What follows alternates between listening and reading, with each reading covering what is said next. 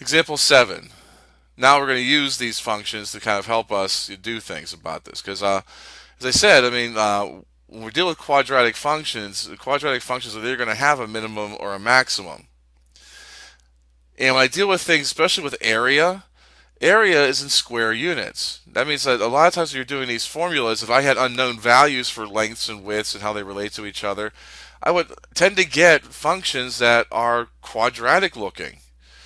And therefore, for area, so that would let me know what the maximum area would be and minimum area if depending on the situation. So here we have a scenario here. A rancher wants to build a fence to create a rectangular corral for his cattle. He has a total of 800 feet of fencing available to build the corral.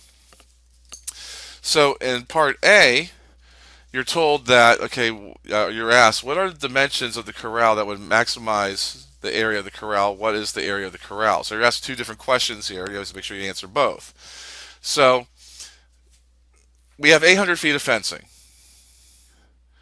So I'm going to build this rectangular corral, and I'm going to let the two widths be x. Now, I don't know if those widths are bigger or smaller than the other two sides. I just don't know. I'm just doing this to kind of summarize my information and keep it organized.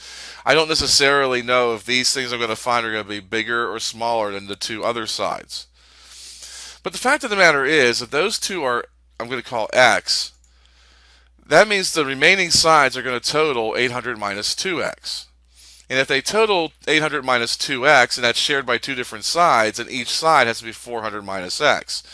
So as I represent these two sides, one I'm going to call x, the other one's going to be 400 minus x.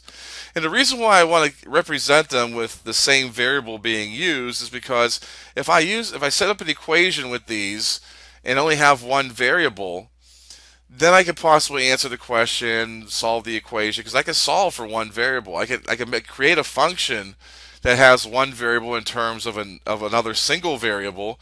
Because what I'm going to do here, well, the area of this corral would be calculated by doing the width times the length, or in this case, x times 400 minus x.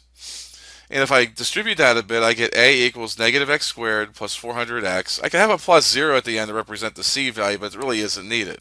Here's my quadratic function.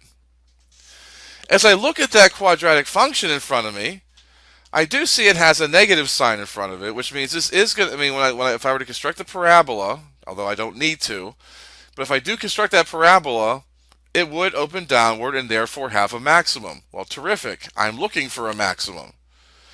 If I had set up this and gotten a quadratic function that had a positive x squared value, well, that would open downward and open upward and have a minimum.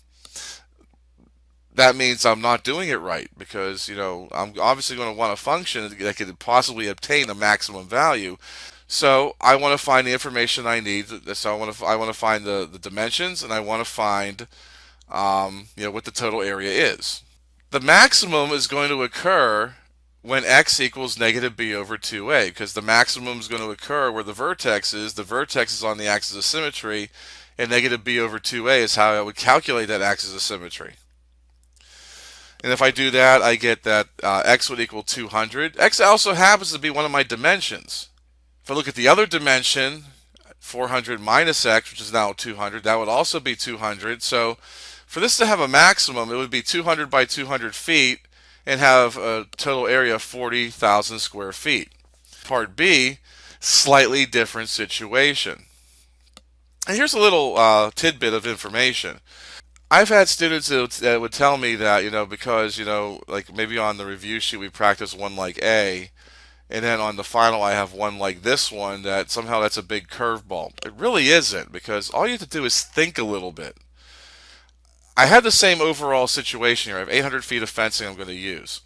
The only thing that's different in this scenario, if you read through it, is basically that instead of me building all four sides of the corral, I'm only going to build three sides and let the fourth side of the corral be the side of a barn. So when I draw the situation of this, I have my barn, and I have three sides here. I'm still going to call those two sides, the ones I'm marking to make it look shorter, be x. I don't know if they actually are shorter or not. We'll find out. And the remaining side is 800 minus 2x. that 800 minus 2x is no longer being shared between two sides because I don't have the other side that corresponds to it. That's really the only difference. We can have situations where you're building it on the corner of a barn or something like that, or something that you don't have to build two, like you don't have to build, two sides of it. Or you can have a situation where, well, I'm going to build a rectangular corral, but I'm going to use some of the fencing to put a fence down the middle. So I split it into two different corrals so I could put, my pigs in one and cows in the other, that sort of thing.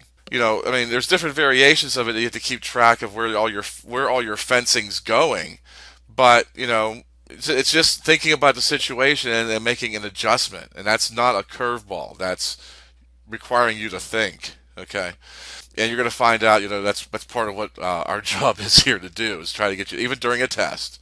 You might be nervous and everything, but even during a test, we want you to think. So here, going through the same kind of steps, my area is going to be obtained from a formula. It's going to be x times 800 minus 2x, again, length times width.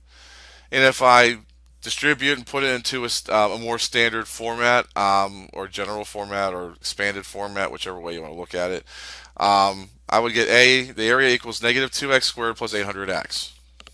I see the negative x. I see the negative coefficient in front of the x squared. Tells me this does open down again as a parabola. It's going to have a maximum. Good, that's what I want. I'm still going to find the axis of symmetry to figure out what x is going to be. And I get the same answers I did before. It's going to be 200, but the only thing that's going to be different here is that when I plug that 200 into the remaining side, I get 400. So the dimensions of this fence are going to be 200 feet by 400 feet, and the area is going to be 80,000 square feet.